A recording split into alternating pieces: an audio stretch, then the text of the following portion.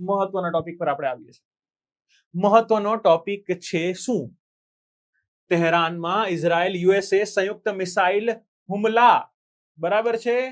અહીંયા તમને ન્યૂઝમાં ખબર જ હશે, પણ શું છે, કારણ શું છે, હાલમાં જ કેમ કરવામાં આવ્યું, આખો ઇતિહાસ શું છે, એ વસ્તુ વિશે આપણે ચર્ચા કરીશું. ઇન્ટરનેશનલ રિલેશનને લઈને ખૂબ જ અગત્યનો, ખૂબ જ સરસ મજાનો ટોપિક છે. સરસ મજાનો ટોપિક કયા સેન્સમાં છે? જીઓપોલિટિકલ સેન્સમાં છે. જે લોકો મૃત્યુ પામ્યા છે, જે લોકોને ઈજા થઈ છે, એ લોકો માટે તો આપણે પ્રાર્થના જ કરીશું, રાઈટ? જે લોકો ફસાયેલા છે, બરાબર, ટુરિસ્ટ લોકો હોય, આપણા છે કે કોઈ પણ દેશના છે, એ લોકો માટે આપણી પ્રાર્થના છે કે લોકો સેફલી પોતાના ઘરે પહોંચી જાય. પણ જીઓપોલિટિકલ રીતે બહુ ઇમ્પોર્ટન્ટ વસ્તુ બની છે.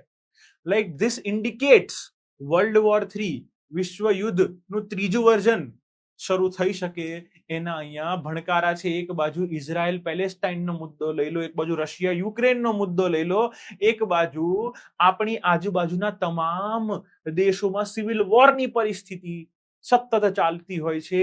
એક બાજુ મિડલ ઈસ્ટ અત્યારે ઇઝરાયલ યુએસએ ઈરાનના ટ્રાયંગલમાં ઇન્વોલ્વ રહી ગયું છે.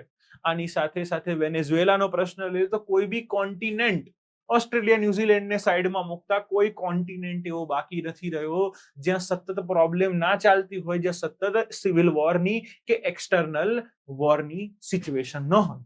અને એવા સમયે આ વસ્તુ કેવી પેન આઉટ થાય છે એ વસ્તુ જાણવી બહુ મહત્વની છે. ધ્યાનથી સમજજો. ફેબ્રુઆરી 2026 ના રોજ ઇઝરાયેલે તેહરાન, ઈરાનનું પાટનગર,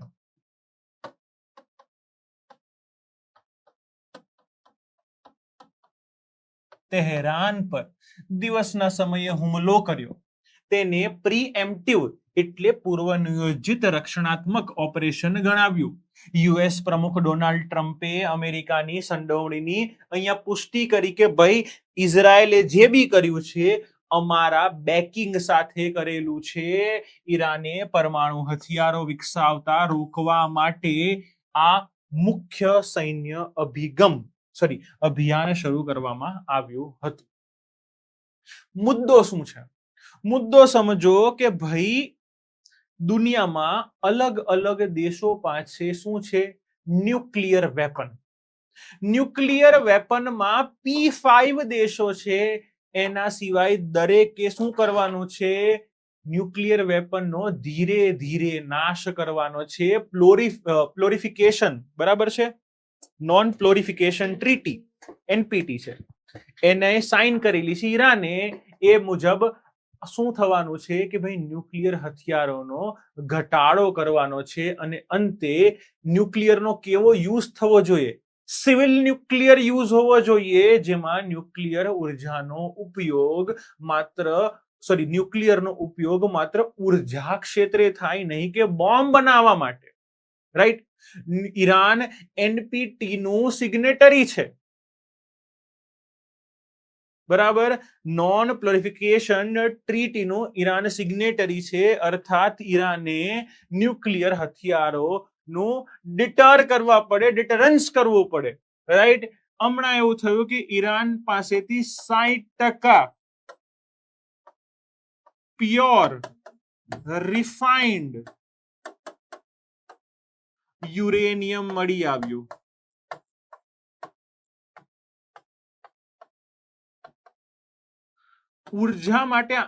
ઉર્જા ઉત્પાદન માટે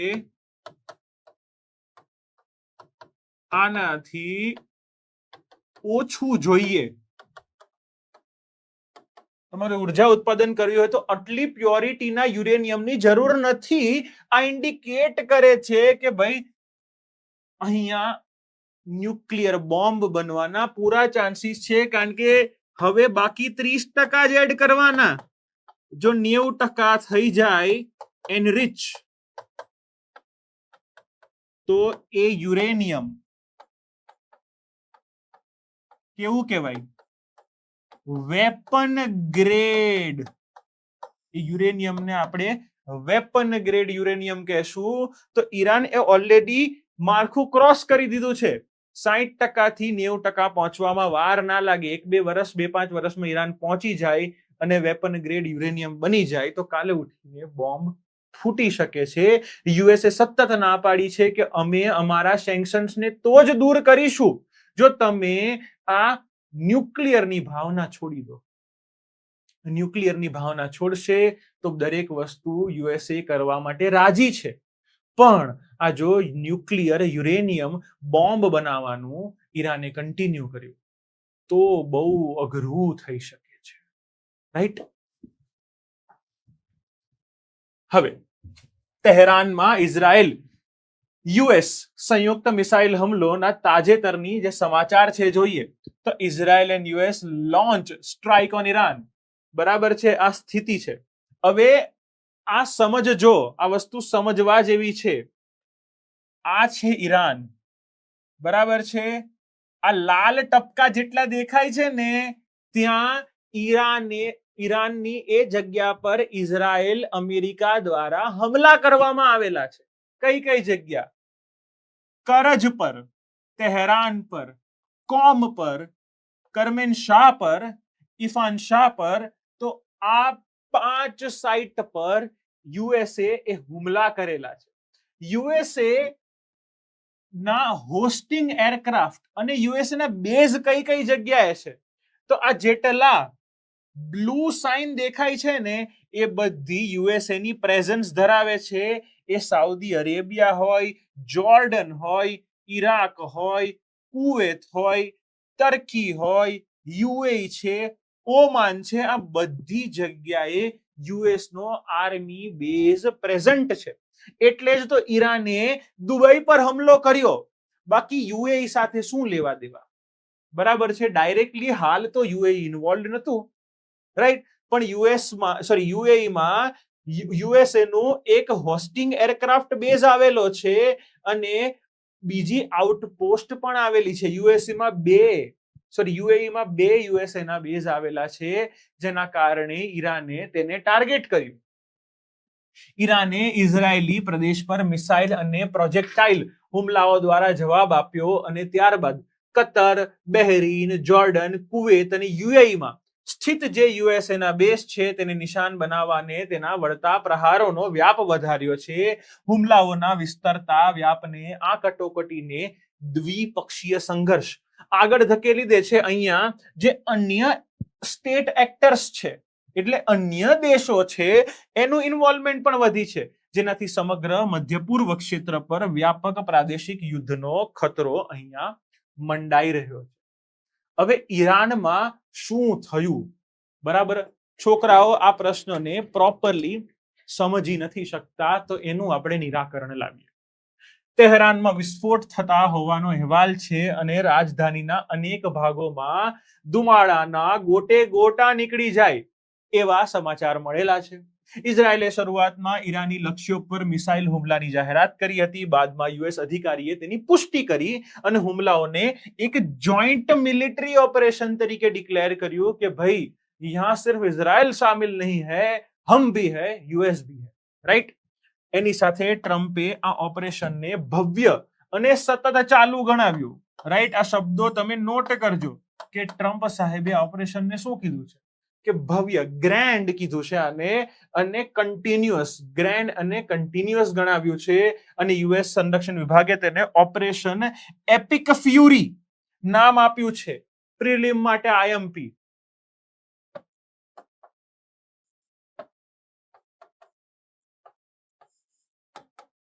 આને નામ શું આપેલું છે?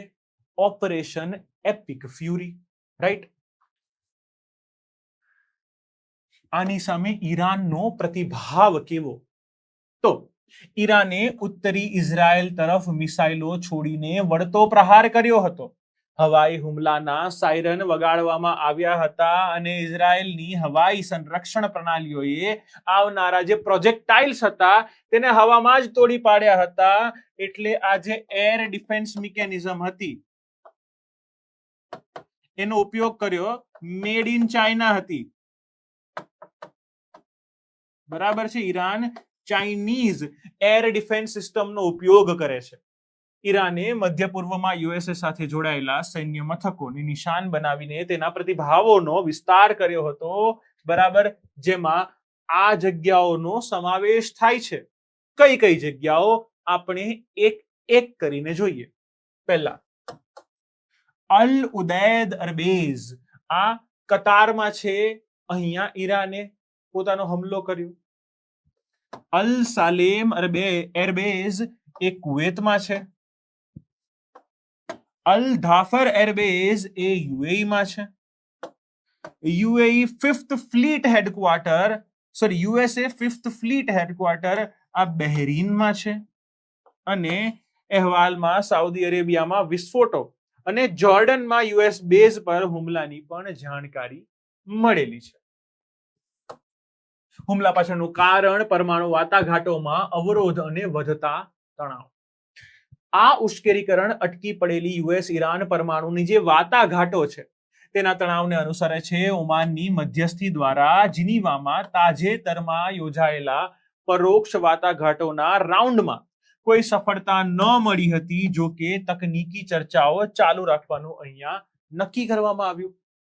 આની પાછળ ઈરાન શાંતિપૂર્ણ હેતુઓ માટે યુરેનિયમ સંવર્ધન કરવાના તેના અધિકાર પર ભાર મૂકે છે કે ભાઈ અમે સિવિલ યુઝ કરીશું, અમારે બોમ્બ નથી બનાવવો.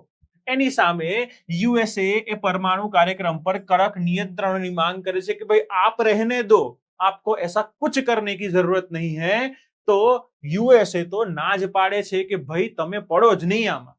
પ્રમુખ ટ્રમ્પે વાટાઘાટોની ગતિ અંતે અસંતોષ વ્યક્ત કર્યો હતો અને વારંવાર ઈરાનને તાત્કાલિક ખતરો, વિશ્વના નંબર 1 આતંકવાદી પ્રયોજક તરીકે વર્ણવ્યું હતું કે ભાઈ ઈરાન નંબર 1 આતંકવાદી દેશ છે જે લશ્કરી કાર્યવાહી પહેલા વધતી જતી અધીરાઈનો સંકેત આપે છે. ઇઝરાયલ ઈરાન સંઘર્ષ વચ્ચે ભારતની રાજદ્વારી કટોકટી શું છે, આમાં ઇન્ડિયાનો સ્ટાન્સ શું છે, એકચ્યુઅલી આ મહત્વનું છે. વડાપ્રધાન શ્રી નરેન્દ્રભાઈ મોદી ઇઝરાયલની મુલાકાતના 2 દિવસ પછી ઓછા સમયમાં ભારત સામે એક બહુ જ મોટી ડિપ્લોમેટિક હર્ડલ ઊભી થઈ છે. રાજદ્વારી પડકાર ઊભો થયો છે, કારણ કે યુએસએ ઇઝરાયલના ઈરાન પરના હુમલા અને તહેરાનના વળતા પ્રહારે પ્રાદેશિક સંઘર્ષને અહીંયા વ્યાપક બનાવેલો છે. પશ્ચિમ એશિયામાં ઊંડા વ્યૂહાત્મક, આર્થિક અને પ્રવાસી ભારતીયોના હિતોને જોતા નવી દિલ્હીએ સંયમ રાખવાનું કીધું છે. સંઘર્ષ ઘટાડવા અને સંવાદ કરવા હાકલ કરી છે કે ભાઈ મિસાઇલ મૂકો અને ટેબલ પર આવીને શાંતિથી ચર્ચા કરીને આપણે આ મુદ્દાનું સોલ્યુશન લાવીએ. પ્રવાસી ભારતીયો અને સ્થળાંતરની ચિંતાઓ કઈ કઈ છે? તો ભારતનું આ ક્ષેત્રમાં મોટું એક્સપોઝર છે. ઈરાનમાં અંદાજે 10,000 ભારતીયો વસે છે. ઇઝરાયલમાં 41,000 ભારતીયો છે. સમગ્ર ખાડી દેશમાં Dubai, UAE, Saudi Arabia, Oman, Bahrain, Qatar, Turkey, આ દરેક દેશોને મળાવીએ તો આપણે 80 થી 90 લાખ ભારતીયો, એટલે બહુ જ મોટો ઇન્ડિયન બેઝ અહીંયા વસે છે. હવાઈ ક્ષેત્ર બંધ થવા, ફ્લાઇટ્સમાં વિક્ષેપ વચ્ચે એમ્બસીઓએ એડવાઇઝરી જાહેર કરી છે. ભારતનો અભિગમ અગાઉના અનુભવોને પ્રતિબિંબિત કરે છે, જેમાં અગાઉના ઇઝરાયલ ઈરાન સંઘર્ષ દરમિયાન 3,000 થી વધુ નાગરિકોને અહીંયાથી ઇવેક્યુએટ એટલે બહાર કાઢવામાં આવ્યા હતા. વ્યૂહાત્મક અને આર્થિક હિતોની વાત કરીએ. નાગરિક સુરક્ષા ઉપરાંત ભારતની ઉર્જા સુરક્ષા પણ જોખમાય છે. અહીંયા તમને ખબર છે કે ભાઈ હોર્મુઝ ની સામુદ્ર ધુની છે. આ હોર્મુઝની સામુદ્ર ધુની ભારત માટે બહુ મહત્વની થઈ જાય છે, કારણ કે આપણી ઉર્જા આયાતનો 60% હિસ્સો અહીંયાથી પસાર થાય છે ને આ બંધ થવાની ધમકી આપણા એનર્જી સિક્યોરિટી પર બહુ જ મોટો પ્રશ્ન મૂકી દે છે. ફરીથી આપણે રશિયન તેલ મંગાવવું પડશે ઉપરથી, અલગ રૂટ પરથી. તો હોર્મુઝની સામુદ્ર ધુની આપણા માટે અત્યારે બહુ જ ક્રિટિકલ મુદ્દો છે. આ એકલા આપણા માટે નહીં, ચીન માટે પણ, કારણ કે આપણાથી વધારે ચીનનો ટ્રેડ. આ 60% આપણે કરીએ તો આપણે લગભગ 60% ઓઇલ અને 70 થી 80% ગેસ આ રૂટ પરથી આવે છે, રાઈટ. અમેરિકાની ભૂમિકા અને ઈરાન પર પ્રમુખ ટ્રમ્પનું સ્પષ્ટ વલણ, વ્યૂહાત્મક ભાગીદારી ઇઝરાયલ અને લાંબા સમયના ભાગીદાર ઈરાન વચ્ચે ભારતના સંતુલન જાળવવાના કાર્યને વધારે જટિલ બનાવે છે કે એક બાજુ માંડ આપણે ટેરિફના પ્રશ્નો સોલ્વ કરીએ છીએ, ઇઝરાયલ આપણો મિત્ર છે, ઈરાન અને ગલ્ફ કન્ટ્રી પાસેથી આપણે ઓઇલ અને ગેસ ખરીદીએ છીએ, આપણો ડાયસ્પોરા પણ અહીંયા અલગ અલગ દેશોમાં છે. તો કેમનું સાચવશું, કેમનું આ વસ્તુને બેલેન્સ કરશું, આપણા માટે બહુ જ મોટો આ પડકાર બની જાય છે. વ્યૂહાત્મક સ્વાયત્તતાની કટોકટીને જોઈએ. ભારતનો પ્રતિભાવ રશિયા યુક્રેન યુદ્ધના તેના અભિગમ જેવો જ છે કે જે સમયે આપણે રશિયા યુક્રેન અભિગમ યુદ્ધ વખતે સ્ટાન્સ લીધો હતો એ પ્રકારનો સ્ટાન્સ જ અહીંયા લે એવી સંભાવના છે. તો જોઈએ, વ્યૂહાત્મક સ્વાયત્તતા જાળવી રાખવા જાહેરમાં નિંદા કરવાનું ટાળવું. બરાબર છે, કોઈ પણ દેશની નિંદા ન કરવી, ઈરાન હોય, ઇઝરાયલ હોય કે અમેરિકા હોય. સંપર્ક માધ્યમો ખુલ્લા રાખવા જેથી આપણો ડાયસ્પોરા, અન્ય દેશના લોકો આપણને સરળતાથી કોન્ટેક્ટ કરી શકે, આપણે ઓપન લાઈનમાં રહીએ અને રાષ્ટ્રીય હિતોને પ્રાથમિકતા આપી કે ભાઈ નેશન ફર્સ્ટ. તમે તમારી બબાલમાં અમને એવી રીતે ના ઇન્વોલ્વ કરો જેથી અમારી પ્રાથમિકતાને નુકસાન થાય, કારણ કે અમે તો કઈ બગાડ્યું બી નથી. પણ જો કે જેમ જેમ મધ્ય પૂર્વ સંઘર્ષ વિસ્તરતો જાય છે અને અમેરિકાની સંડોવણી ઊંડી થતી જાય છે, તેમ ભારત માટે ન્યુટ્રલ રહેવું, બરાબર, એક તટસ્થતા જાળવવી મર્યાદિત બની શકે છે. કારણ કે કાલે ઉઠીને અમેરિકા અમને પ્રેશરાઇઝ કરે કે તમે અમને નહીં બેક કરો તો ફરીથી ટેરિફ માર દઈશું, રાઈટ. તો આ સિચ્યુએશનમાં બદલાતી પ્રાદેશિક ગતિશીલતા નવી દિલ્હીના તેના મુખ્ય હિતોને સુરક્ષિત રાખવાની રાજદ્વારી ચપળતાની અહીં આપણી કટોકટી કરશે. અહીંયા શું જોવામાં આવશે કે ભાઈ how we are going to handle this situation. આપણે એવો કેવો પ્રતિભાવ, એવો પ્રતિસાદ આપીશું જેથી ઈરાન જોડે સંબંધ ના બગડે, ઇઝરાયલ જોડે સંબંધ ના બગડે, યુએસએ જોડે સંબંધ ના બગડે અને ગલ્ફ કોઓપરેશન કાઉન્સિલ જે ઓપેક ના સભ્યો છે એની જોડે સંબંધ ના બગડે. મને અર્જુનભાઈ જે પણ વિડીયો જોઈ રહ્યા છો, એવી કઈ સંસ્થા છે જેના ફાઉન્ડિંગ મેમ્બર્સ તરીકે